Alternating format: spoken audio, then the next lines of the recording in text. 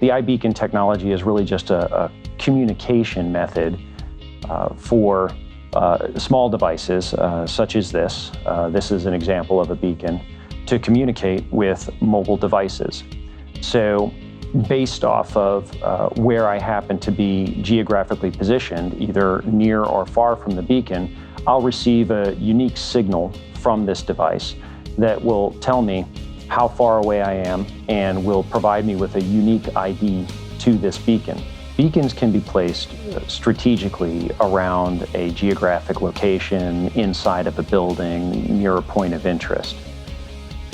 If a user has an application that's set up to detect beacons, they're able to then interpret this information in order to present that user with important data. So if we place a beacon near a piece of equipment that a learner needs to have information about, say compliance information or safety information, the fact that we know that they're near that piece of information allows us to present them with learning at the point of need. Think of an iBeacon as a lighthouse on the shore. And in that scenario, your mobile phone is the ship that's passing by the lighthouse. You can tell how far you are from the lighthouse based off of the intensity of the light signal. So in a situation with beacons, we're able to broadcast a unique identifier for the beacon, and we're able to determine, based off of the signal intensity, how close you are to the beacon, where you are located positionally inside of a building. After that, the beacon really doesn't do much. So it depends on the mobile application that a user has installed in their device to interpret that beacon's position. What retailers will try to do is place that beacon in a strategic location in the store, and based off of that, the mobile application takes over. So at that point, we know that that person is near a piece of merchandise. We can provide them with information about that merchandise. We can provide them with deals that promote sales of that merchandise. Similarly, in a learning environment, we can place that beacon near a point of interest or a piece of equipment that a learner needs to have information about. And at that point, we can promote learning in the form of videos or podcasts or micro-learning. Beacons are still relatively new in the market, so most of what we've seen has been in the form of commercial use. Right now, we're seeing commercial vendors or retailers using beacons for in-store promotions. We are beginning to see a little bit of learning usage. Some of what we're seeing in the learning side of things are museums and schools using beacons to provide learners with information about specific areas of a campus or specific areas of a museum. One way that we see beacons being useful in the learning industry is through learning boosts and learning bursts.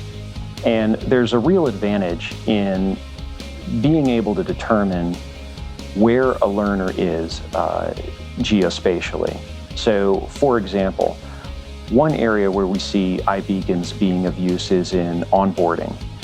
Imagine for a moment that you are a new employee that's being onboarded to your first day on the job. An iBeacon can be placed in the lobby of a building, and by downloading an onboarding application, that new employee can be provided with information about their first day on the job, what training they need to be taking that day, who they need to meet, and they can even get a layout of the building and know when they're in the correct area of the building.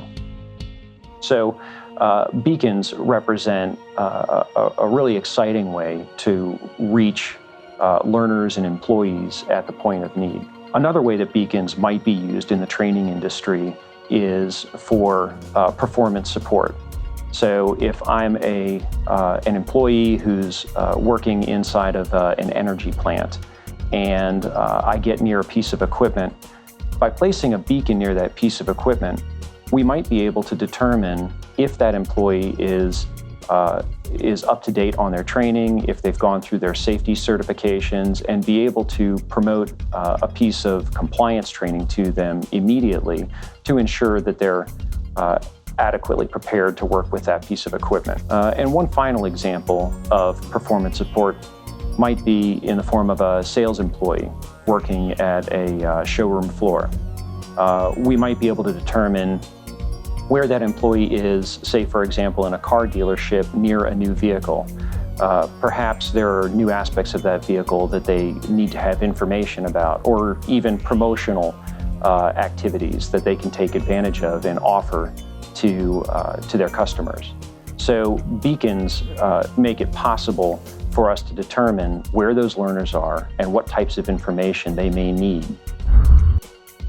One of the first questions that people have for me about beacon technology is whether or not they're secure. iBeacons themselves are incredibly secure. They're basically just sending out a signal, letting someone know that they're there. After that, they're not receiving any data from the learner or from the mobile device.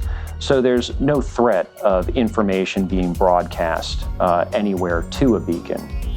The real challenge is in developing an application that is going to be secure. And these are the types of considerations that you have to have when you're downloading any application to your mobile device. So, for example, many of us have social applications on our devices like Facebook.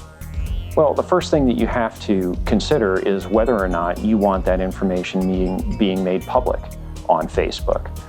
Similarly, if you're downloading an application to your mobile device, whether it's an onboarding application or a learning application or performance support application, you have to be comfortable that the information that you're providing is information that you want shared to the rest of the world or to an organization. After that, it's just a matter of interacting with that application on a regular basis. And like any geopositioning type of application, you can turn off the ability for beacons to signal your mobile device.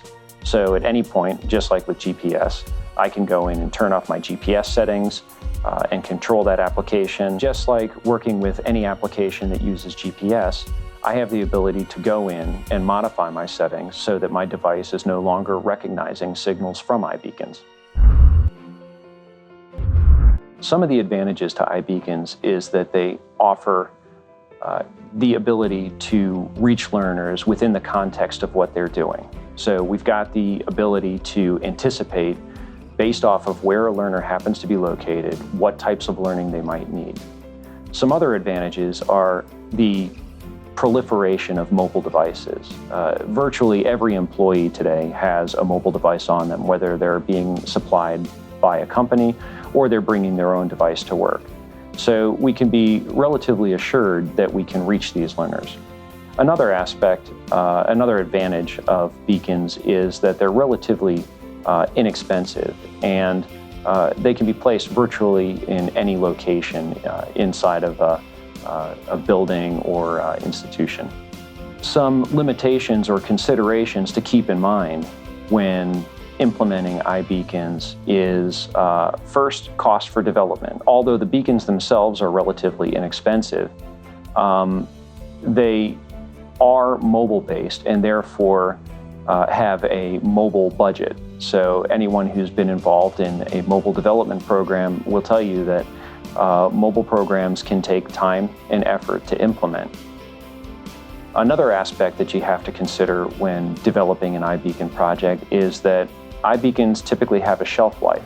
So you're going to need to have a team prepared to go out and service those beacons and replace them if necessary. One final advantage to beacons is you're able to anticipate the learner's needs faster.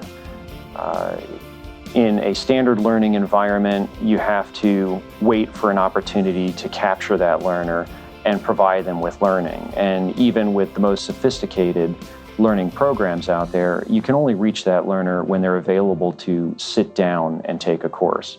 Whereas in a mobile environment, when you know that you have an opportunity to present a learner with a piece of material, a booster activity, or a quick assessment, you have the ability to reach them the moment that they need the learning, and you can ensure that they are actually getting the learning.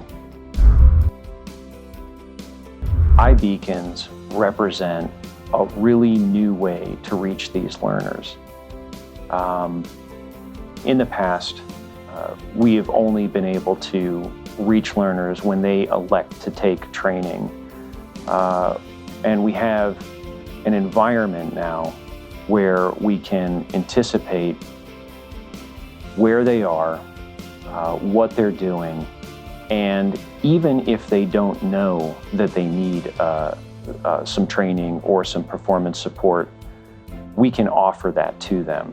They may not know that they're out of compliance. They may not know that they are behind on their training program.